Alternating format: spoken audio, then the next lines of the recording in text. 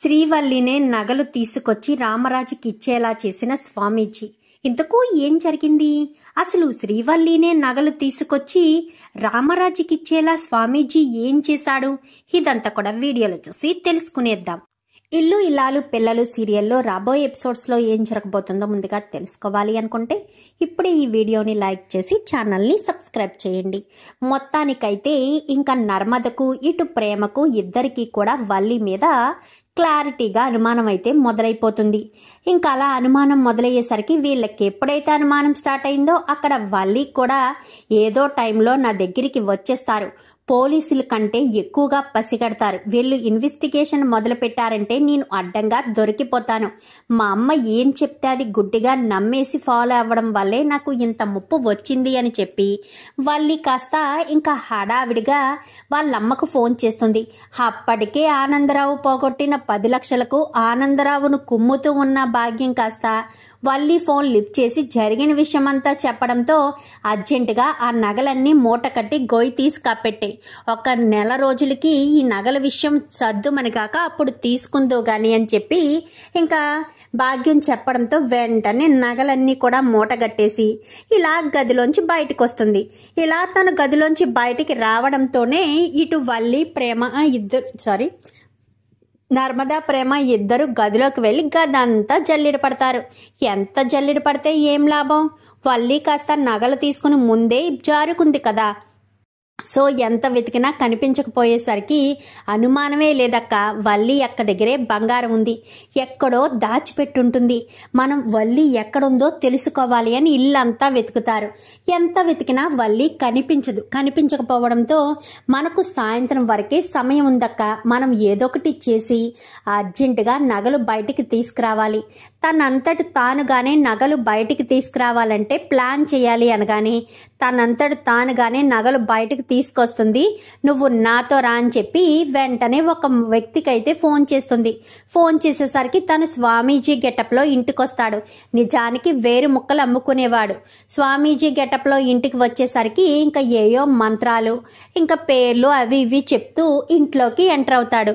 ఇంకా వేదవతి కాస్త వాణ్ణి ఏరు ముక్కలు అమ్ముకునేవాడు అది ఇది అని చెప్పేసరికి అతను చాలా శక్తివంతుడు అత్తయ్య, మీకు తెలీదు, మా ఇంటి దగ్గర ఒకరికి ఇలాగే జరిగితే ఇతన్ని పిలిపించారు, బంగారం ఎక్కడుందో దొరికేశారు, ఎక్కడ పెట్టారో వాళ్ళంతట వాళ్ళే తీసుకొచ్చి ఇచ్చారు అని చెప్పనేసరికి అలాగెలా తీసుకొచ్చిస్తారు? దొంగతనం చేసిన వాళ్ళు వాళ్ళంతట వాళ్ళే ఎందుకు తీసుకొస్తారో అనగానే తీసుకొస్తారు మాత, ఖచ్చితంగా తీసుకొస్తారు, లేదంటే వాళ్ళ ప్రాణాలే పోతాయి కదా, రక్తం కక్కుకుని రక్తం కక్కిన చోటే పడి చేస్తారు కాబట్టి అని చెప్పనేసరికి ఒక్కసారిగా వల్లి షాక్ అయిపోతుంది.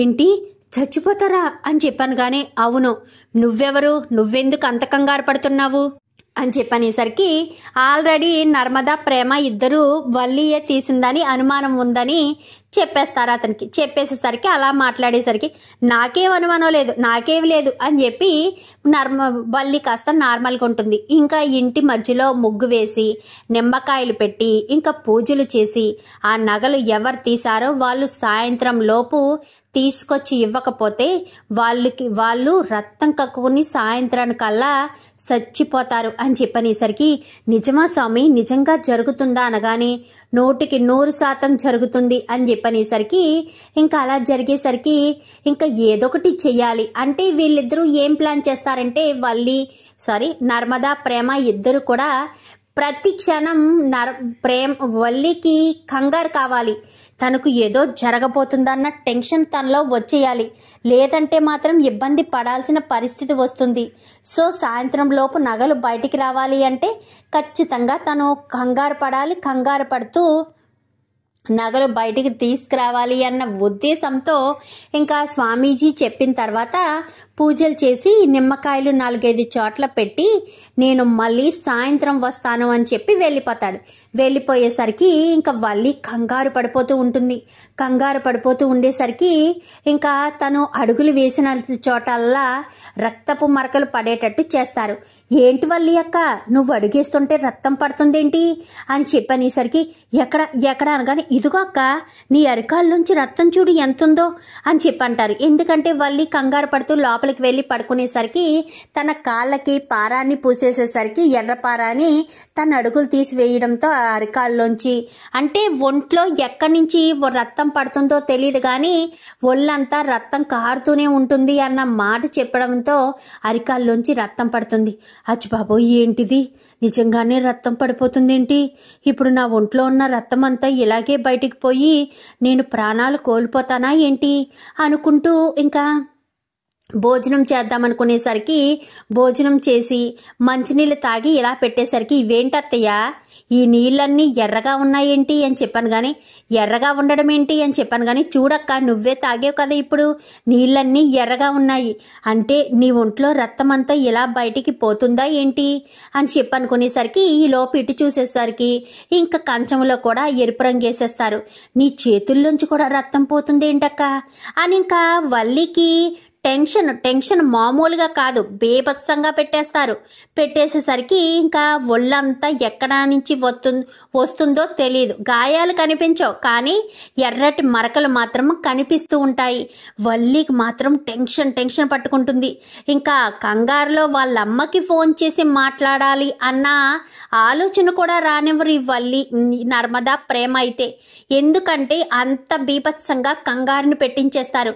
కూర్చోనివ్వరు, నిలబడనివ్వరు, ఇంకా ఏమీ మాట్లాడలేదు, ఏమీ తినలేదు, తాగలేదు.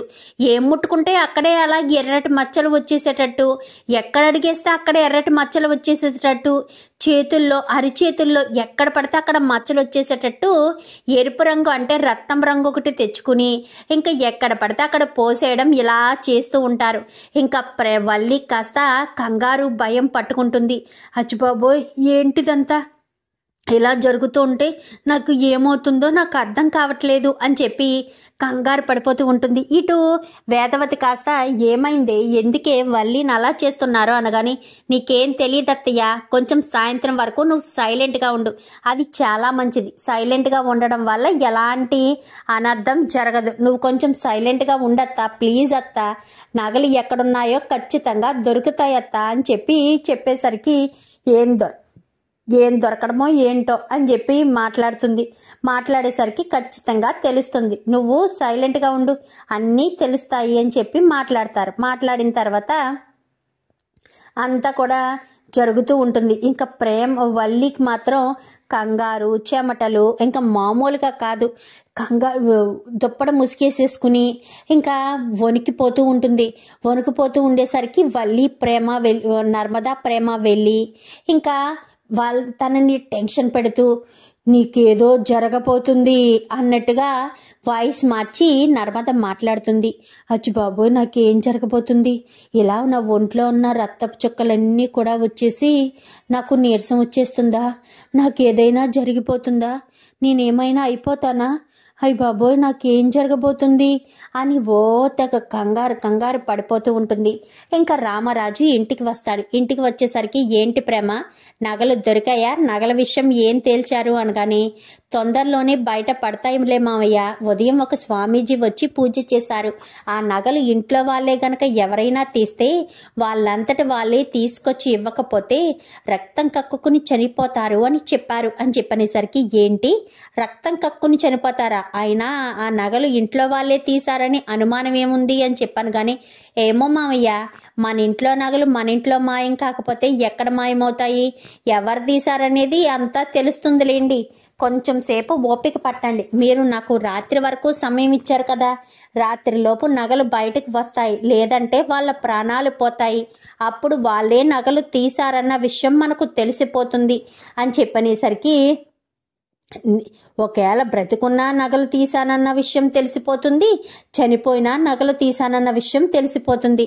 దానికంటే బ్రతికుండి నగలు ఇచ్చేయడమే మంచిది కదా, నా ప్రాణాలు నేను దక్కించుకున్న దాన్ని అవుతాను, స్వామీజీ వచ్చే వేళ అయింది, స్వామీజీ వచ్చేసరికి నేను నగలు కనుక ఇచ్చేసి ఉంటే స్వామీజీ నన్ను కాపాడతారు, లేదంటే నన్ను కాపాడలేరు అని చెప్పి ఇంకా వల్లి కాస్త అనుకుంటుంది. ఏదైనా సరే భయం మనల్ని ఎంతలా కృంగదీస్తుందంటే అది మనకు జరగకపోయినా జరిగిపోయినట్టు, తన ప్రాణం పోకపోయినా నీరసం రాకపోయినా ఆటోమేటిక్గా మనకు వచ్చే భయంతో నిజంగానే అలా జరుగుతుందేమో, నిజంగానే మనకు చనిపోయే పరిస్థితి వస్తుందేమో, నిజంగానే మనం పోతామేమో అన్న ఆలోచనలు అయితే వస్తాయి కదా.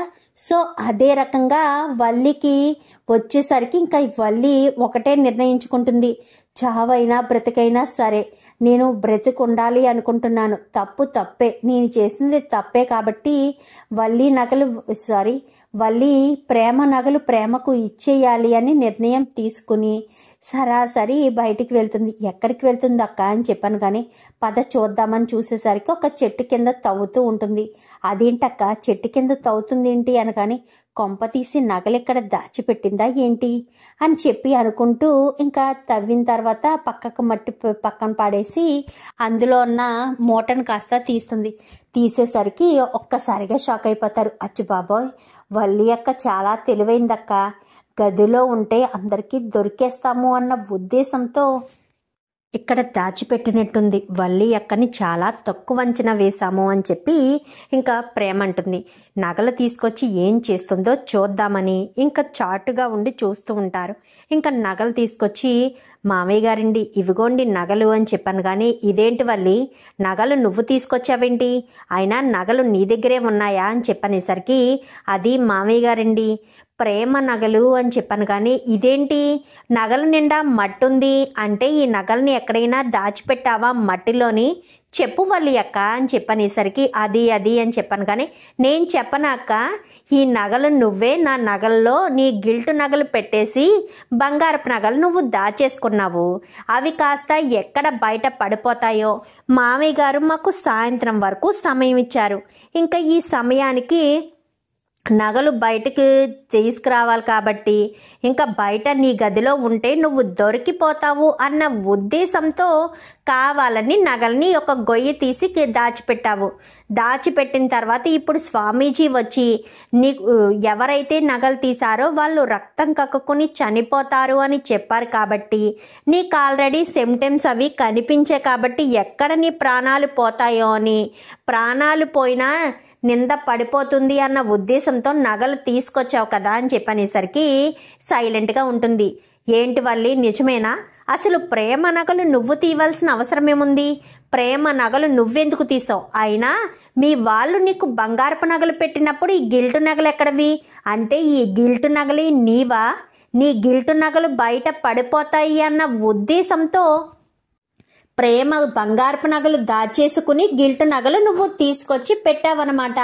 అందుకనేనమ్మా ఉదయం నేను వచ్చినప్పుడు చెంగు కప్పుకున్నావు, అప్పటికి ప్రేమ నగలు పెట్టుకుని ఉంటావు, ఎక్కడ నేను చూసి గుర్తుపట్టేస్తానేమోనని భయపడిపోయి నువ్వు నగలను దాచిపెట్టేశావు కదా, నేను తెలుసుకోలేకపోయాను అంటూ ఇంకా మాట్లాడేసరికి అది కాదు మామయ్య గారండి అని చెప్పాను కానీ ఇంకా చాలే, నువ్వు చెప్పిన విషయాలు అన్నీ చూస్తుంటే బాగా అర్థమవుతుంది, నువ్వు ఎంత దారుణంగా అబద్ధాలు చెప్పి మోసాలు చేస్తావని కళ్ళలో కూడా అనుకోలేదు.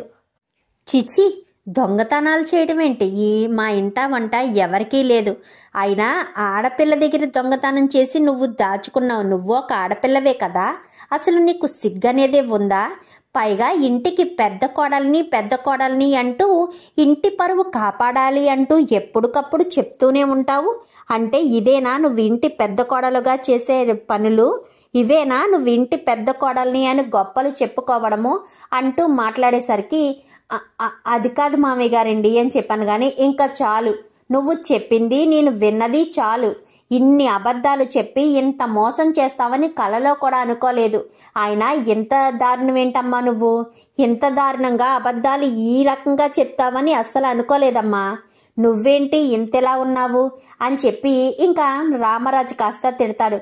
తిట్టేసరికి ఇంకా వల్లి అందరూ కూడా వేసుకుంటారు.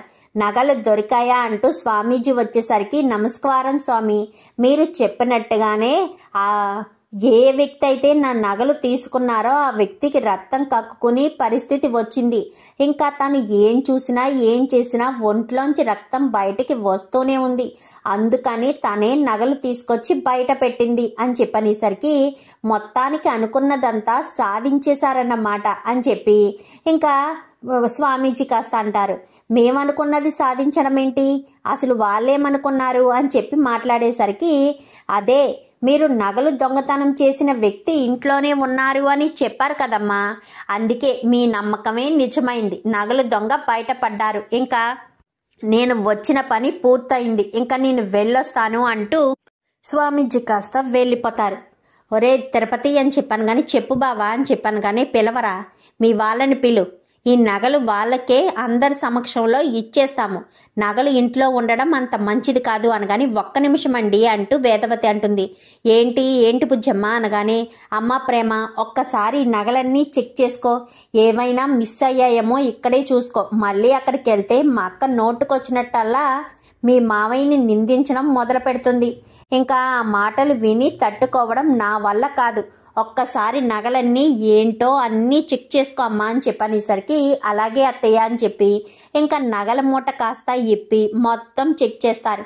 చెక్ చేసేసరికి ఇవన్నీ నాగనగలే అత్తయ్య అని చెప్పాను కానీ, ఆ బాక్సులు వేయి నర్మదా అని చెప్పాను కానీ, ఇదిగోండి అత్తయ్య అని చెప్పనేసరికి ఆ బాక్సుల్లో ఉన్న గిల్ట్ నగలన్నీ కూడా ఆ గుడ్డలో వేసేసి అందులో ఉన్న బంగారపు నగలన్నీ కూడా శుభ్రంగా తుడిచి ఏ బాక్సుల్లో ఏ నగలు ఉండాలో అన్నీ కూడా పెట్టి సర్దేస్తారు.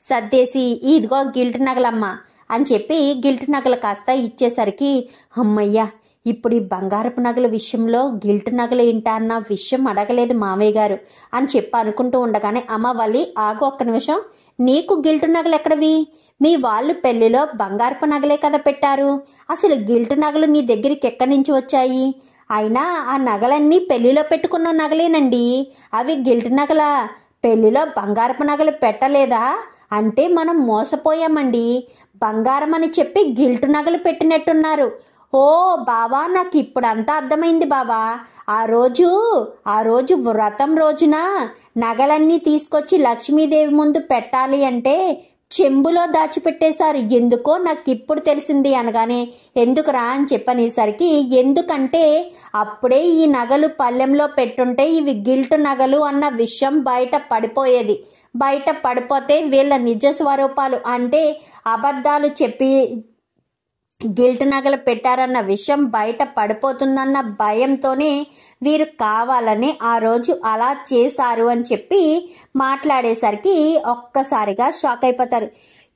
ఏంటి వల్లి ఇదంతా నిజమా అని చెప్పాను కానీ, అది కాదు మామయ్య గారండి అని చెప్పాను కానీ, చెప్పు వల్లి చెప్పు, నిజమా, నిజంగానే మీ వాళ్ళు అబద్ధం చెప్పి మోసం చేశారా, మోసం చేసి బంగారపు నగలని చెప్పి గిల్ట్ నగలు పెట్టారా, అసలు మీ వాళ్ళకి ఎంత ధైర్యం, నేను ఏదైనా సహిస్తాను, అబద్ధం చెప్తే మాత్రం అస్సలు సహించను, బంగారం లేనప్పుడు గిల్ట్ నగలు పెడితే సరిపోతుంది, అయినా మీ వాళ్ళు కోటీశ్వర్లు కదా, బంగారం లేకుండా ఉండడం ఏంటి, మీ వాళ్ళకి ఆస్తి పోయింది ఈ మధ్యన, మరి ఈ మధ్యన ఆస్తి పోతే నీకు గిల్ట్ నగలు పెట్టడం ఏంటి, పైగా ఇవేనా బుజ్జమ్మ పెళ్లిలో పెట్టినవి అనగానే, అవునండి ఇవే, అచ్చం ఇవే నగలు పెళ్లిలో ఇవే పెట్టారు అని చెప్పనేసరికి, మరి పెళ్లిలో ఈ నగలే పెడితే ఇప్పుడు గిల్ట్ నగలు ఇవే ఎందుకున్నాయి అంటే, పెళ్లిలో నువ్వు గిల్ట్ నగలే పెట్టుకున్నావన్నమాట, అంటే మమ్మల్ని మోసం చేసావన్నమాట, గిల్ట్ నగలు పెట్టుకుని కానీ బంగారపు నగలని మాకు చెప్పారు,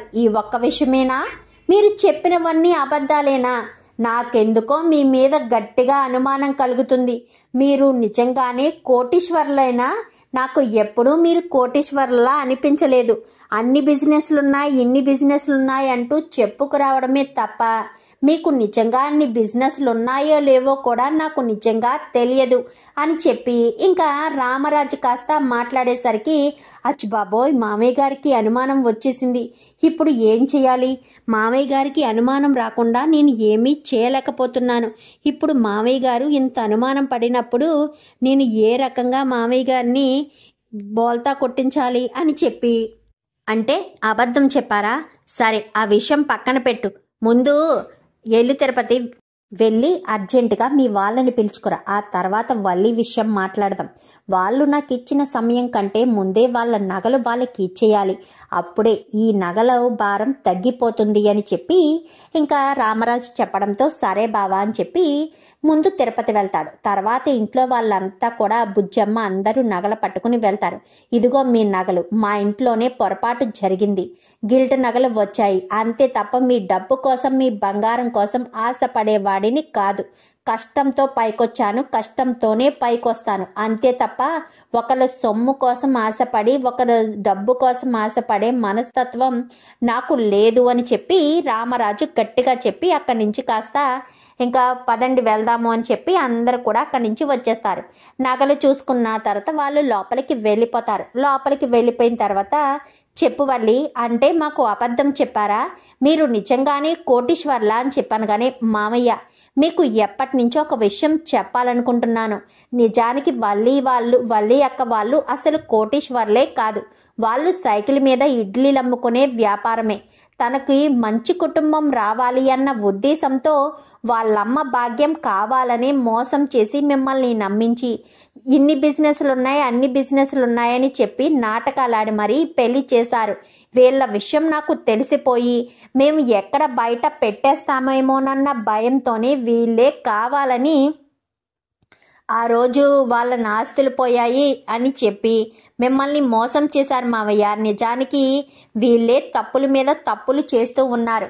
ఏ తప్పు చేయని వాళ్ళమే మేము చేసిన తప్పులన్నీ కూడా కప్పిపుచ్చాలన్న ఉద్దేశంతో మేము ఎప్పుడూ ఆలోచించలేదు. కానీ మా తప్పుల్ని వేలెత్తి చూపించాలని మేము తప్పులు చేసిన పొరపాట్లైనా వాటిని భూతద్దంలోంచి మీకు చూపించి జరిగిపోయిన విషయాలని మీకు గుర్తు చేసి మమ్మల్ని ఇంట్లోంచి పంపించి తను మాత్రమే ఇంటి పెద్ద కోడలుగా ఇంటి పెత్తనం సాధించాలని చూస్తుంది వల్లి అక్క.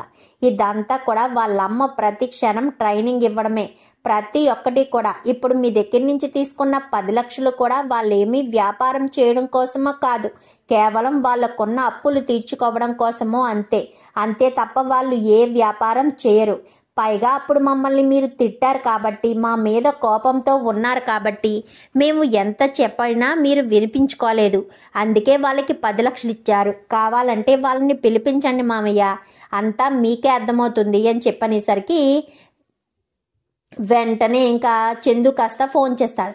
ఫోన్ చేసేసరికి ఏమైంది అమ్మడు వాళ్ళ ఇంటి దగ్గర నుంచి ఫోన్ వచ్చింది అనగానే ఫోన్ లిఫ్ట్ చేయి, మిమ్మల్ని అర్జెంటుగా నాన్నగారు రమ్మని చెప్తున్నారు అనగానే బాబాయ్ వల్లి నగల విషయం బయట పడిపోయిందయ్యా. ఇంకా మనం ఏం చెప్పాలో ఏం చేయాలో అర్థం కాని పరిస్థితిలో ఉన్నాము. ఇప్పుడు మనం ఏం చేసినా కానీ ఏమి చేయలేని పరిస్థితిలో ఉన్నాము అని చెప్పేసరికి ఏంటి నువ్వనేది అని చెప్పాను. కానీ అవును వెళ్ళాల్సిందే, వెళ్ళక తప్పదు, అక్కడ మనం అడ్డంగా బుక్ అవ్వడం తప్పదు అని చెప్పాను. కానీ ఇప్పుడు 10 లక్షల విషయం అడిగితే ఏం చెప్పాలి అనగానే పోగొట్టావు కదా, నువ్వే ఏదో ఒకటి చెప్పు అని అక్కడికి వెళ్ళేసరికి నేను ఇచ్చిన 10 లక్షలు ఏం చేశారు, ఆ 10 లక్షల్ని ఎక్కడ పెట్టారు చెప్పండి, బిజినెస్ స్టార్ట్ చేశారా అని చెప్పనేసరికి ఒక్కసారిగా అని చెప్పాను. కానీ ఇద్దరు మొహమొహాలు చూసుకుంటారు.